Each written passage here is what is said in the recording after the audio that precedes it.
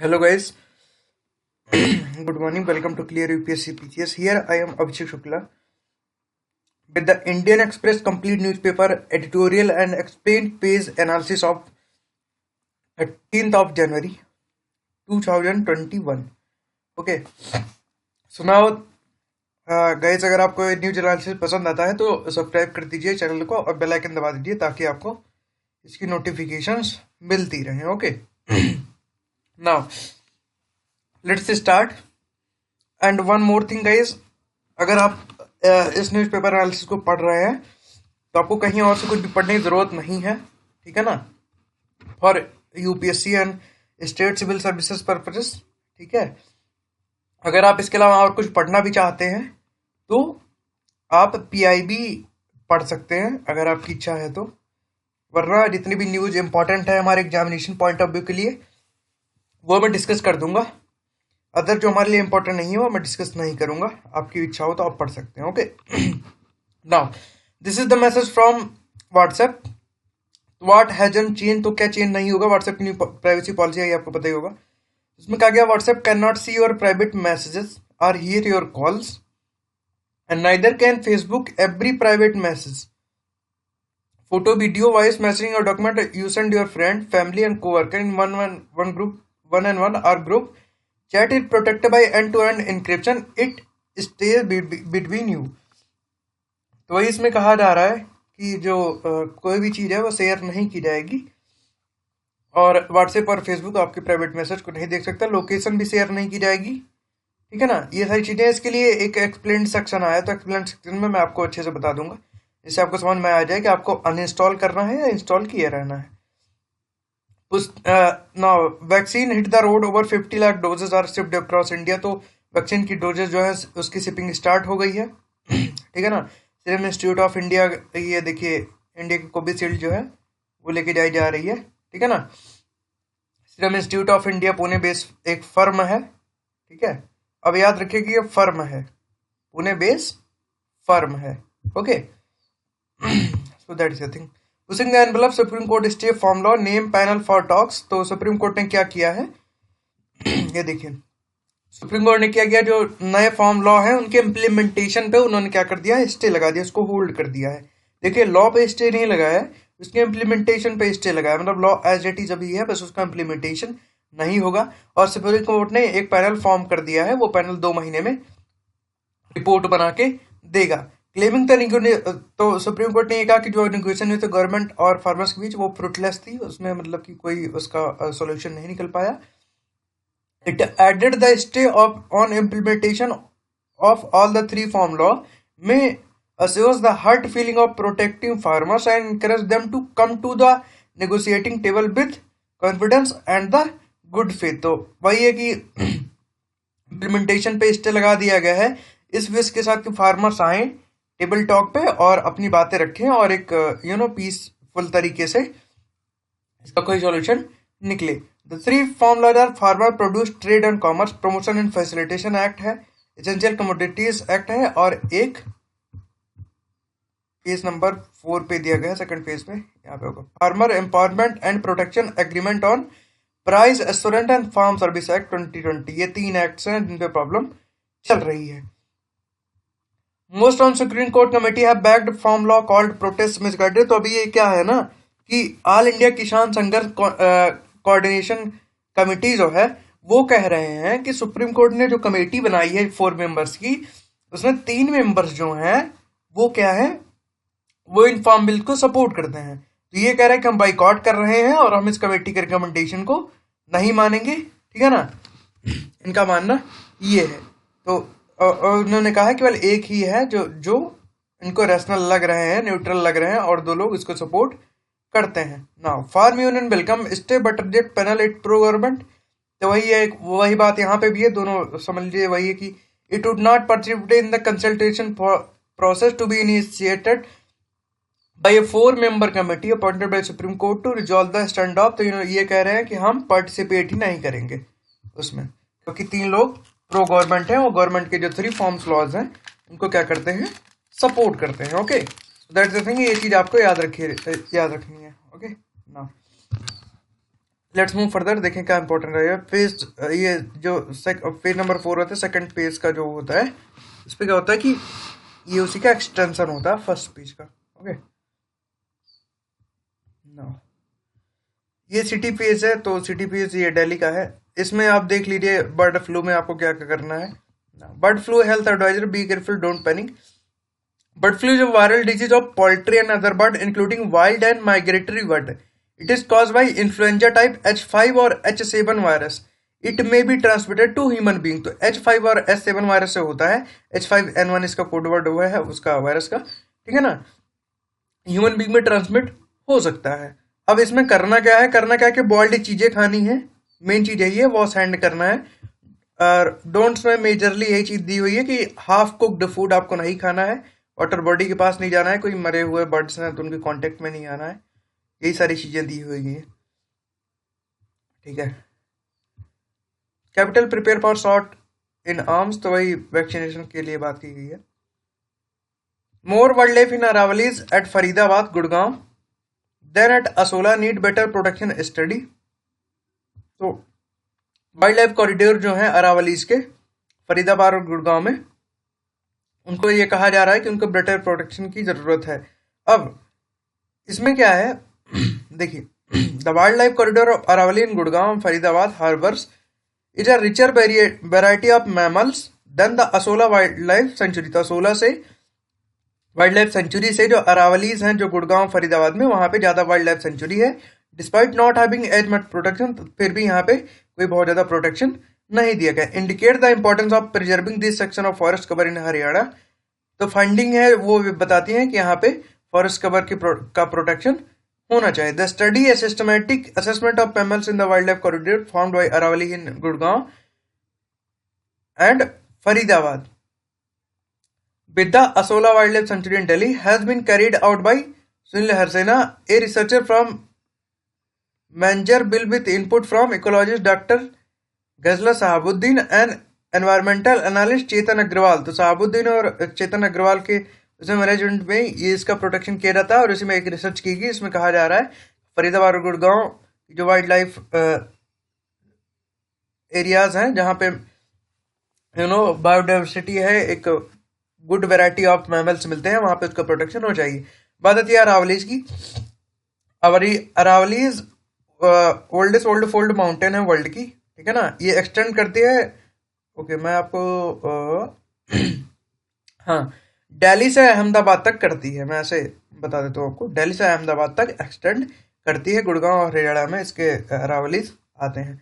As mercury dips air quality set to worsen this week, तो air quality worst होगी जैसे ही पारा गिरेगा, ऐसा कहा जा रहा है, ठीक है ना। After brief cold wind blowing from north west brought the minimum temperature, तो नॉर्थ वेस्ट से जो आ रही है उन्हीं की वजह से हवाएं जो आ रही है उसके वजह टेम्परेचर डिप हुआ है। Department of southern observatory which is representative of the city recorded minimum temperature 4.3 degree, तो वही दिल्ली का है, ठीक है ना। The average normal rainfall Delhi received in January is 19.3 mm as per IMD data. No rainfall is forecast in the next 7 days. तो 7 दिन में कोई रेनफॉल फोरकास्ट नहीं की गई है, इसकी वजह से रेनफॉल नहीं होगी। तो इसकी वजह से क्या होगा, एयर क्वालिटी वर्स्ट होगी। एयर क्वालिटी इंडेक्स कौन रिलीज करता है, CPCB, central pollution control board.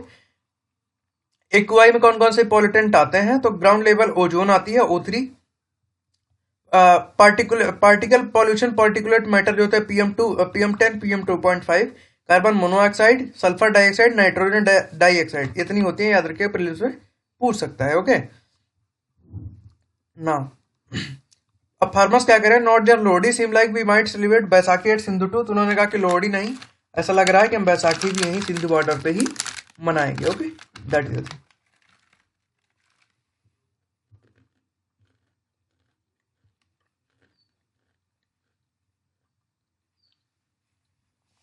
will stand ground in Ladakh for as long as it take, army chief. Army chief ने कहा है कि लद्दाख बॉर्डर पे पाकिस्तान और चाइना दोनों से थ्रेट है, तब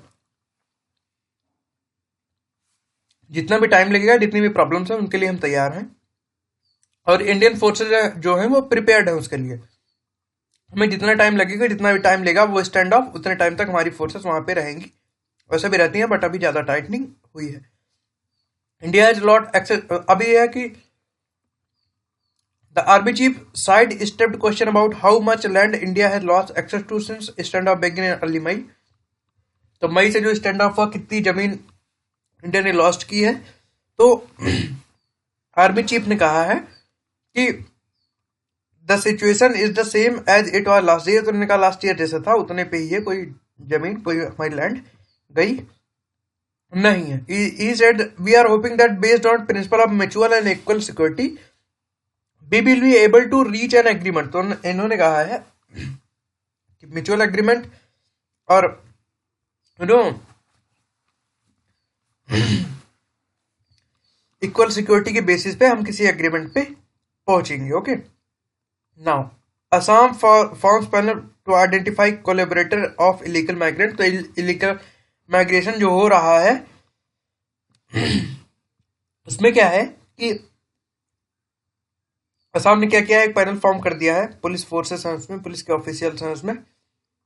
तो वो कोलैबोरेटर्स को फाइंड आउट कर रहे हैं जो असम में लीगल माइग्रेशन कर रहे हैं, उनको पकड़ा जाएगा। अब इसमें एनआरसी की बात हो रही है। NRC publish in August 2019 excluded of 19 lakh में, तो 19 लाख लोगों को बाहर कर दिया गया। No illegal migrant that is a migrant without valid paper. तो जिनके पास पेपर नहीं है उनको इलीगल माइग्रेंट माना जाएगा। Just flies and land in Assam, there is a network and nexus of facilitate illegal migration. The step will help in enabling these collaborator. तो जो collaboration करके इलीगल माइग्रेंट्स को लेके आते हैं असम में, वहां पे अभी उसको टैकल करने की कोशिश की जा रही है। Political dynasty biggest enemy of democracy. तो ये ऐसे भी आ सकता है, ठीक है ना, इस पे याद रखिएगा। नरेंद्र मोदी जी ने कहा है कि जैसे अभी कांग्रेस के ऊपर इन्होंने वही किया, पिंच किया है कि पॉलिटिकल डायनेस्टी थी जो डेमोक्रेसी के लिए एनिमी थी, ठीक है ना। That's the thing. Let's move further. देखिए, सारी न्यूज आपके लिए इंपॉर्टेंट नहीं है, don't think that I am living. देखिए, मैं आपको एग्जांपल दे देता हूँ। Opposition question composition of form law panel. The form law panel पे अपोजिशन क्या है, क्वेश्चन राइज किया। अब ये यूपीएससी में या स्टेट क्विज में कहीं भी कुछ भी इंपॉर्टेंट नहीं है। अब इसमें आप कहेंगे कि कौन से क्वेश्चन फॉर्म लॉ पैनल पे, तो वो मैंने ऊपर आपको बता दिया है कि जो 4 लोगों की कमेटी है, फार्मर्स ये बोल रहे हैं कि 3 लोग प्रो गवर्नमेंट है, वो गवर्नमेंट के जो फॉर्म लॉ है उसको सपोर्ट करते हैं, इसकी वजह से एक फेयर डिसीजन नहीं आएगा, ठीक है ना। That is the thing. The safe shifting justice. तो अभी सुप्रीम कोर्ट के जो डिसीजन हुआ है उसके ऊपर सवाल उठा गया है, ठीक है ना। तो इसमें बहुत ज्यादा फैक्ट्स और वो नहीं है। मैं इसके इस पूरे एडिटोरियल का ग्लिम्स आपको बता देता हूँ जो यहाँ पे मिल जाएगा, क्योंकि इसके बारे में ऊपर मैंने आपको बता दिया है। The issue in the farm bill are complex but no matter which side you are on, you should not worry about how the Supreme Court is interrupting its function. It has suspended the implementation of farm laws and created a committee to ascertain the various grievances. But it is not clear what the legal basis of its suspension is. अब पहले बात suspension की बात कीजिए। देखिए, form law जो है उस पर स्टे लगा दिया गया है, लेकिन अब इस पे ये उसको ब्लेम क्यों कर रहे हैं। उन्होंने कहा कि आप किस तरफ हैं, किस तरफ नहीं है, किस तरफ इंक्लाइंड है, वो मैटर नहीं करता, आपका डिसीजन मैटर करता है। आपने विदाउट एनी हियरिंग, मतलब कम से कम एक आध हियरिंग तो होनी चाहिए थी, बिना किसी हियरिंग के ही फॉर्म लॉ पे स्टे लगा दिया गया क्योंकि फार्मर्स प्रोटेस्ट कर रहे हैं। अब ऐसे ही चलिए ठीक है, फार्मर प्रोटेस्ट कर रहे हैं, दैट इज अनदर इशू, ठीक है ना। बट अगर हम किसी और इशू की बात, जैसे एनआरसी आ रही है, अभी एनआरसी के लिए भी ऐसे कुछ लोग प्रोटेस्ट करने लग जाएंगे, तो ये होगा कि सुप्रीम कोर्ट कोई हियरिंग नहीं करेगा, उस पर स्टे लगा देगा। That is not a good thing. Author पूरे इस एडिटोरियल में ये कहने की कोशिश कर रहे हैं, ठीक है ना। The court action as first sight is violation of separation of power. तो पहला इन्होंने कहा कि फर्स्ट साइट पहले अगर देखा जाए, ऐसा लगता है it is a violation of separation of power. देखिए, लेजिस्लेचर ने अगर लॉ बना दिया है तो सुप्रीम कोर्ट के पास उसको कॉन्स्टिट्यूशनल और अनकॉन्स्टिट्यूशनल डिक्लेयर करने की पावर है। अगर कोई भी लॉ बना है, अगर वो अनकॉन्स्टिट्यूशनल है, ठीक है ना, तो उसमें प्रॉब्लम है, उसको अनकॉन्स्टिट्यूशनल किया जा सकता है। बट अगर वो कॉन्स्टिट्यूशनल है तो उस पर आप रिव्यू कीजिए, उसमें अमेंडमेंट के लिए आप रिकमेंड कर सकते हैं, बट उस पर स्टे लगा देना without any hearing, that's not a good thing, it's a violation of separation of power. It also gives the misleading impression that distributive conflict can be resolved by technical and judicial means. It is also not a court job to mediate in political disputes. तो author ये भी कहते हैं political dispute में supreme court में mediate करने की कोई जरूरत नहीं है. Its job is to determine unconstitutionality और इलीगलिटी. तो वही है कि जो अभी मैंने बताया, ठीक है ना. दूसरी चीज ये भी है, इसमें एक चीज इन्होंने और भी कही है कि देखिए कमिटी बन गई है, 2 महीने बाद रिपोर्ट देगी. फार्मर्स अभी वहीं पे डटे हुए हैं. अब फार्मर्स कब तक वहां पे रहेंगे ये क्लियर नहीं है. दूसरी बात ये है कि फार्मर्स वहां पे हैं, ठीक है, कोई बात नहीं, बट इसकी क्या गारंटी है कि कमेटी जो रिपोर्ट देगी उससे फार्मर संतुष्ट होंगे, क्योंकि फार्मर डायरेक्टली डिमांड कर रहे हैं कि उनको फॉर्म बिल है गवर्नमेंट को वापस लेने चाहिए. They are not ready for any amendment. Okay, अभी इसमें भी वही कोर्ट को क्रिटिसाइज किया गया है इस बारे में, ठीक है ना. चलिए इसको भी देख लेते हैं. 48 days of protest and 8 rounds of center from talk leader. The Supreme Court has stepped in, and with all due respect, he overstepped the line. It has taken into the hands of political problem that still is the government is negotiating resolve. The apex court interim order on Tuesday, staying implementation of center form laws and setting up an expert committee. तो ये stay कर दिया और एक expert committee बना दी. Then will ostensibly listen to grievances of the protesting farmer and view of government and frame a recommendation. May be well intentioned, but it set a dubious precedent.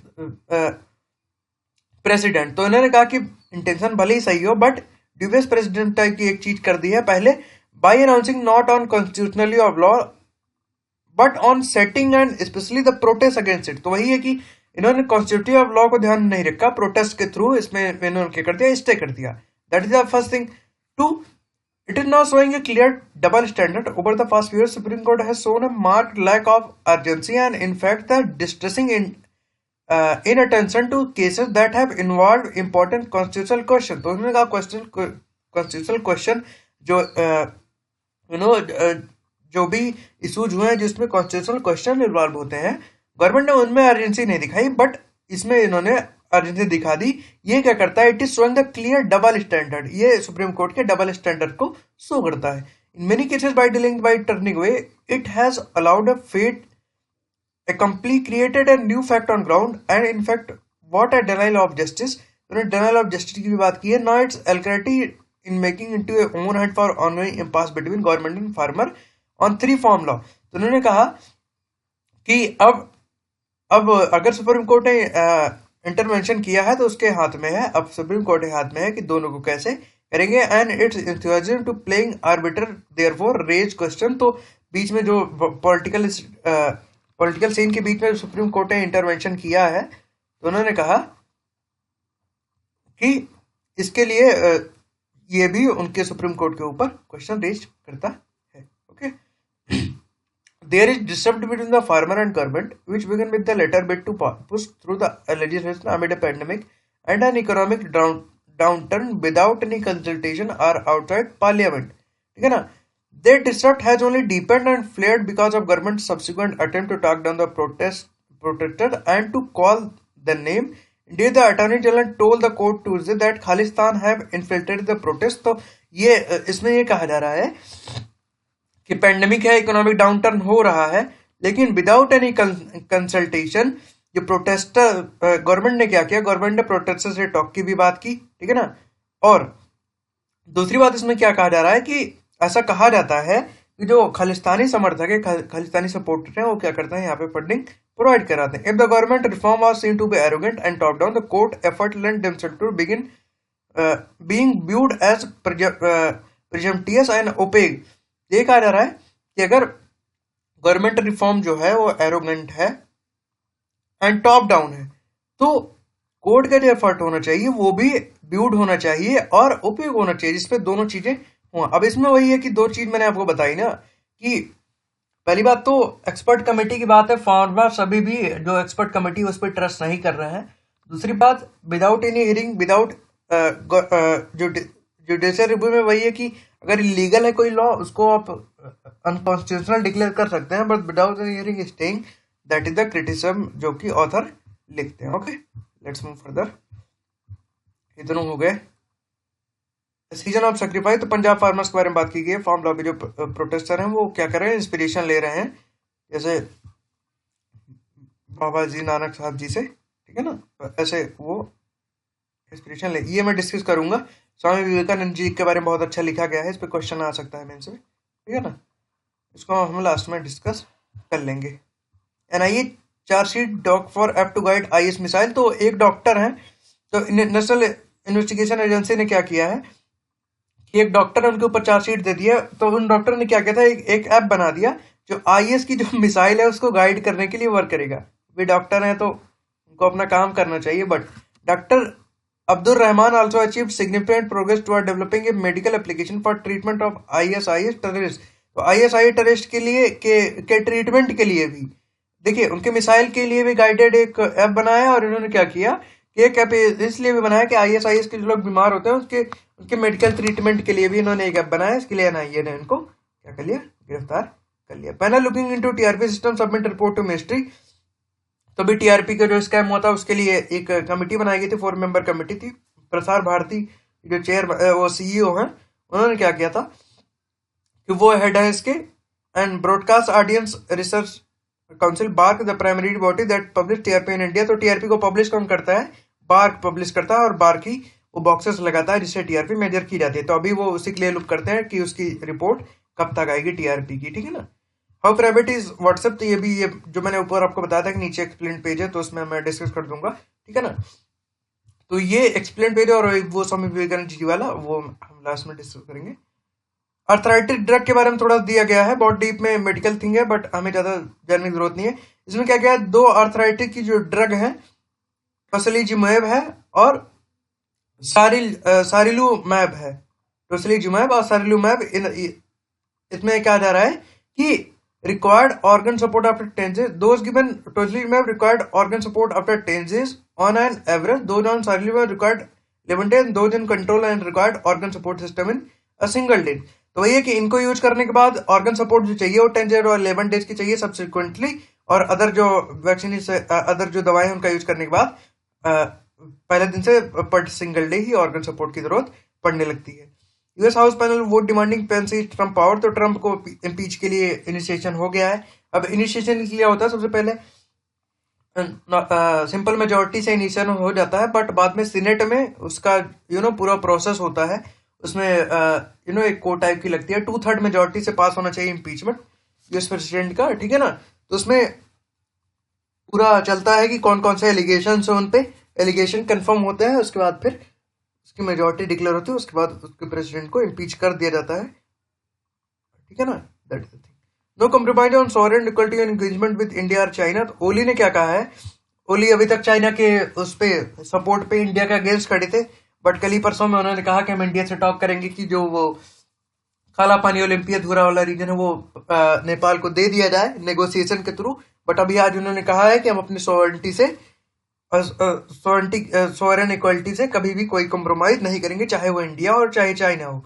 Nepal को ऐसा करना भी चाहिए, लेकिन नेपाल ही जाके चाइना से मिलके चाइना उसको थोड़ा सा पुश करता है तो इंडिया के अगेंस्ट खड़ा हो जाता है, जबकि इंडिया नेपाल का हमेशा से सपोर्ट करता है, और कल्चरल भी हमारी और नेपाल की बहुत अच्छी बनती है बुद्धिज्म के। WHO expert will head to Wuhan, तो डब्ल्यूएचओ के एक्सपर्ट जो वुहान पहुंच गए हैं और अब वो वायरस ओरिजिन के बारे में रिसर्च करेंगे, देखिए क्या होता है। ब्लैक बॉक्स में क्रैश इंडोनेशियन प्लेस रिकवर, तो इंडोनेशिया के जो प्लेन रिकवर हुआ था उसका जो ब्लैक बॉक्स है वो मिल गया है।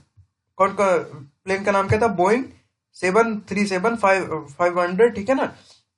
ब्लैक बॉक्स क्या होता है, ब्लैक बॉक्स में ये होता है कि उसमें देखिए ब्लैक बॉक्स जैसे किसी प्लेन में ब्लैक बॉक्स लगा है तो वही सारी ट्रांसमिशन का मीडियम होता है, उसी के थ्रू रूट्स पता चलते हैं, उसकी लोकेशन वगैरह सारी चीजें पता चलती हैं ब्लैक बॉक्स के थ्रू। ब्लैक बॉक्स HL भी बनाती है हिंदुस्तान एरोनॉटिक्स लिमिटेड, ठीक है ना। Iron enrichment moves could imperil nuclear deal, warn EU, तो यूरोपियन यूनियन ने ईरान को वार्निंग दी है, और यूरोपियन यूनियन ने कहा है कि 20% से ज्यादा न्यूक्लियर इरिचमेंट कर रहा है ईरान। अब देखिए, अब इसके बारे में बता देता हूँ। अब न्यूक्लियर एनरिचमेंट 2.6% to 3.4% होना चाहिए, जो स्टैंडर्ड है। बट ईरान क्या कर रहा है, अभी देखिए यूएस ने भी सैंक्शन लगा दिया था ईरान के ऊपर, ठीक है ना। तब इंडिया को भी इशू हुआ था कि ईरान से आप ये ट्रेड मत करो, ट्रम्प जी बोल रहे थे मोदी जी से, तो ऐसा नहीं हुआ, तो उन्होंने जीएसपी हटा दिया और ऐसे ऐसे एक्शन ले लिया, ठीक है ना। यूरोपियन यूनियन ने बोला है, अब ईरान क्या कर रहा है, ईरान ने 20% से ज्यादा यूरेनियम रिचमेंट करना स्टार्ट कर दिया। तो यूरोपियन यूनियन ने वार्न किया है और कहा है कि हार्मफुल हो सकता है पूरे वर्ल्ड के लिए। Okay, factory output shrink, industrial, देखिए अब ये इंपॉर्टेंट नहीं है, ये टेम्परेरी चीज है। इंडेक्स ऑफ इंडस्ट्रियल प्रोडक्शन की बात हो रही है, ठीक है ना। इसके बारे में बता दो, बहुत इंपॉर्टेंट है, क्वेश्चन आता है, ठीक है ना। Index of industrial production is index that indicate the performance of various industrial sectors of Indian economy. तो इंडियन इकोनॉमी जो बहुत सारे सेक्टर्स हैं उनकी जो ग्रोथ है और उनकी परफॉर्मेंस को इंडिकेट करता है। सेंट्रल स्टैटिस्टिकल ऑर्गेनाइजेशन इसको करता है। देखिए इसमें 8 कोर इंडस्ट्रीज होती हैं और ये 8 कोर इंडस्ट्रीज मिलके इकोनॉमी के 40% जो है वो कवर करती हैं, ठीक है ना। 8 कोर इंडस्ट्रीज याद रखिएगा, प्रीलिम से पूछ सकता है कि इसमें कौन कौन सी इंडस्ट्रीज कोर इंडस्ट्रीज में आती है। पहला है इलेक्ट्रिसिटी, स्टील, ठीक है ना। उसके बाद electricity, steel, refinery product, crude oil, coal, cement, natural gas and fertiliser, ये इतनी चीज आती है। इसको याद रखिएगा, पॉज करके एक बार और देख लीजिएगा या फिर आप सर्च कर लीजिएगा, क्योंकि प्रीलिम्स में पूछता है, पूछ भी चुका है एक बार, ठीक है ना। Labour code to be finalise by month end, तो लेबर कोड मंथ के एंड में फाइनलाइज हो जाएगा। तब इसके बारे में डिस्कस नहीं करते हैं, जब फाइनलाइज होगा तब इसके बारे में देख लेंगे। Let's move further. तो ये that's all for news item. अभी हम एक्सप्लेंड पेज की बात कर लेते हैं। Okay, so guys now WhatsApp के बारे में बहुत सारे कंसर्न्स है, ठीक है ना, क्लियर नहीं हो पा रहे थे, तो ये सारे क्वेश्चन के आंसर यहाँ पे आपको मिल जाएंगे। देखिए, why does the mean of someone who use WhatsApp only for chat with friends and family. तो जो केवल फ्रेंड्स और फैमिली के साथ चैट करते हैं उनके लिए क्या है, जैसे हम लोग हैं। Neither WhatsApp nor Facebook can see your private message. Private message Facebook और WhatsApp नहीं देख पाएगा, encrypted होगा. That is the thing. WhatsApp didn't keep log of who anyone messaging and calling because it considered data dump of a kind of privacy and security risk. तो क्या है कि call log वो अपने पास नहीं रखेगा, लोकेशन भी वो नहीं रखेगा। WhatsApp does not share user contact with Facebook, तो फेसबुक के साथ कोई कॉन्टेक्ट शेयर नहीं करेगा, किसी भी ऐप के साथ शेयर नहीं करेगा। No data from group will be shared with Facebook for ad purpose के लिए फेसबुक से कोई डेटा शेयर नहीं किया जाएगा। And all the communication within is end-to-end encrypted. So if you are a member of an office, RW or school group, there is nothing to worry as nothing changed for you. तो अगर आप member हैं किसी office group के, school group के, कहीं भी अपने फ्रेंड सर्कल के किसी भी ग्रुप के, तो वो मैसेज शेयर नहीं किया जाएगा, ठीक है ना। ये जो चेंजेस है बिजनेस व्हाट्सएप ग्रुप के लिए हुआ है। पहली चीज तो आपको ये समझनी होगी। How are business messages different, तो बिजनेस मैसेजेस डिफरेंट क्यों होते हैं। The interplay between WhatsApp and Facebook is parent company become more visible then it come to message to business where the new privacy change has been applied। तो यहाँ पे देखिए जो business WhatsApp business जो होता है वहां पे चेंजेस अप्लाई होंगे, ठीक है ना। व्हाट्सएप और फेसबुक के लिए दोनों parent company. WhatsApp has clarified that some large business might need to use secure hosting service from Facebook to manage WhatsApp chat. तो उन्होंने कहा कि जो बड़े बिजनेसेस हैं उनको किसी जरूरत है उनको सिक्योर होस्टिंग सर्विस मिले फेसबुक के जरिए, जो भी मतलब कि वो फेसबुक के जरिए व्हाट्सएप की चैट है वो भी मैनेज कर पाए अपने कस्टमर के लिए। सपोज आपने फेसबुक पे किसी प्रोडक्ट को परचेज करने के लिए मैसेज किया, तो वो मैसेज आपका उनके फेसबुक पे जाए, व्हाट्सएप पे भी जाए। अगर व्हाट्सएप से रिप्लाई करते हैं, कोई चीज भेजते हैं, तो व्हाट्सएप पे भी जाए, फेसबुक के थ्रू आपके पास वो पहुंच जाए। दैट इज द थिंग, ठीक है ना। WhatsApp chat with their customer and answer question and send helpful like purchase receipt. Purchase receipt वगैरह व्हाट्सएप से, मतलब फेसबुक पे अगर आपने मैसेज किया है तो वो इन्फॉर्मेशन की व्हाट्सएप पे भी जाएगी ताकि रिसिप्ट वगैरह आ सके, ठीक है ना। It can see what you are saying and may use the information for its own marketing purpose. तो ओन मार्केटिंग पर्पज के लिए यूज किया जा सकता है। विच में इंक्लूड एडवर्टाइजिंग ऑन फेसबुक, तो फेसबुक को एडवर्टाइजिंग के लिए भी यूज किया जाएगा। बट अगर आप बिजनेस व्हाट्सएप यूज करते हैं और ऐसे किसी लार्ज बिजनेस ग्रुप के साथ आप जुड़े हैं, but WhatsApp said it will clearly label conversation with businesses that are choosing to use hosting service from Facebook.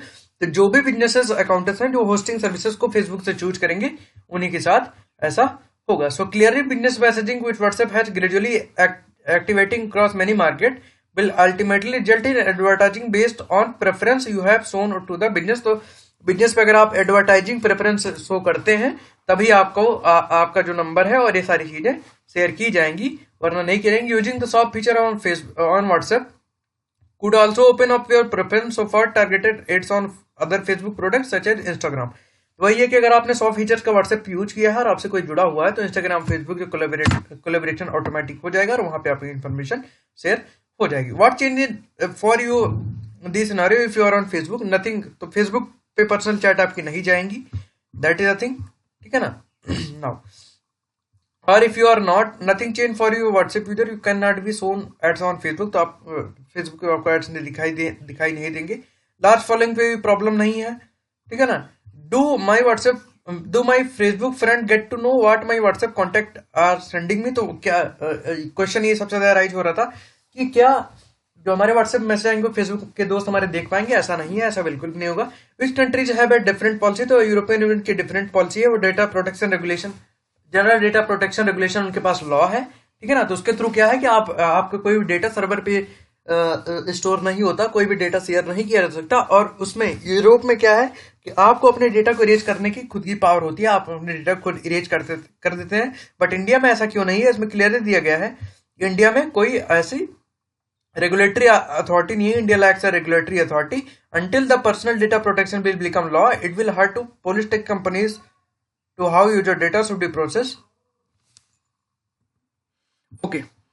So guys, an abiding inspiration, Swami Vivekananda thought is a relevant to India future as it was in its past.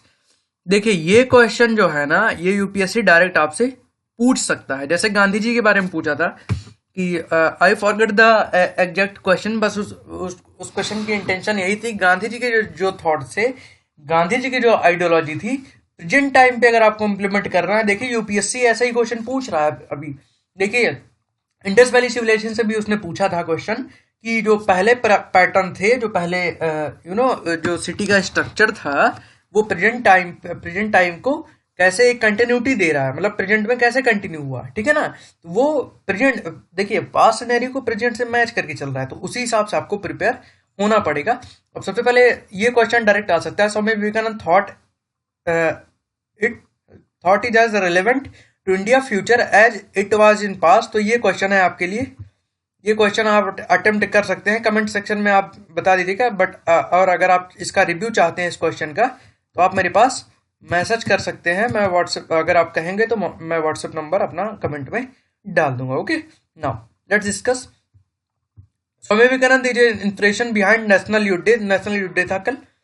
In just 39 year 14 of which were in public life, he filled the country with a thought whose energy still felt. उन्होंने कहा कि उन्होंने क्या किया, उन्होंने दुनिया को ऐसे विचारों से भर दिया जिसकी एनर्जी अभी भी फील की जा सकती है. Generation to come will continue to feel this energy. तो ऑथर कहता है कि जनरेशन आती रहेंगे लेकिन ये एनर्जी हम फील करते रहेंगे. One of the most important resource is youth. Every 5th young person in world is an Indian. तो उन्होंने कहा कि जितने भी इंपॉर्टेंट जो रिसोर्स है यूथ है, हर पांचों आदमी, हर यंग पांचों आदमी इंडियन है. ठीक है ना. और ये इंडिया की पॉपुलेशन की वजह से है कि जो 13 मेजर इकोनॉमी है उसमें इंडिया का ग्रोथ रेट 3rd हाईएस्ट है. कोरोना के बाद भी इंडिया एक ऐसी कंट्री बन के उभरी है जो फुल पॉसिबिलिटी है, उसके फुल पॉसिबिलिटी है और डेवलपमेंट भी शो कर रही है. ये यूथ ही हैं. ठीक है ना. ये यूथ की वजह से these among the youth who are associated with Swami Vivekananda ideas are preparing India for leadership role on world stage. तो वही है कि विवेकानंद जी से जो लोग इंस्पायर हैं उनके अब वो लोग प्रिपेयर कर रहे हैं अपनी लीडरशिप को वर्ल्ड स्टेज पे ले जाने के लिए. अब देखिए विवेकानंद जी ने कहा था arise awake and stop not till the goal is reach. तो इन्होंने कहा कि आप उठिए, जागिए और तब तक मत रुकिए जब तक आपका गोल मिल नहीं जाता. यूपीएससी के लिए आपको पता ही है, आपको ये याद में रखना चाहिए कि जब तक आप सक्सेस नहीं हो जाते तब तक आपको छोड़ना नहीं चाहिए। ये जो विवेकानंद का मंत्र था वो बहुत इफेक्टिव है, रेलेवेंट है अभी के टाइम पे, ठीक है ना, जितना ये कॉलोनाइजेशन के टाइम पे था। Now India is ready to be global leader with the power of yoga. तो योगा के पावर से इंडिया ग्लोबल लीडर बन रहा है, एक एनर्जी आ रही है और इंडिया को एक ग्लोबल रिकॉग्निशन मिल रही है। स्वामी विवेकानंद ने लेसन दिया था, make a life aim and incorporate that idea into life. तो उन्होंने कहा कि एक लाइफ का गोल बनाइए, एम बनाइए और उसको अपनी लाइफ में इनकॉर्पोरेट करिए।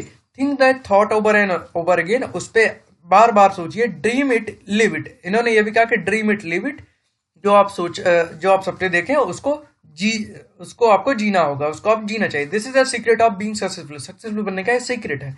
द मंत्र is youth is begin until you can trust yourself you cannot trust Allah और गॉड। तो इनका जब तक आप खुद पे विश्वास नहीं करते तब तक आप अल्लाह और गॉड पे ट्रस्ट नहीं कर सकते।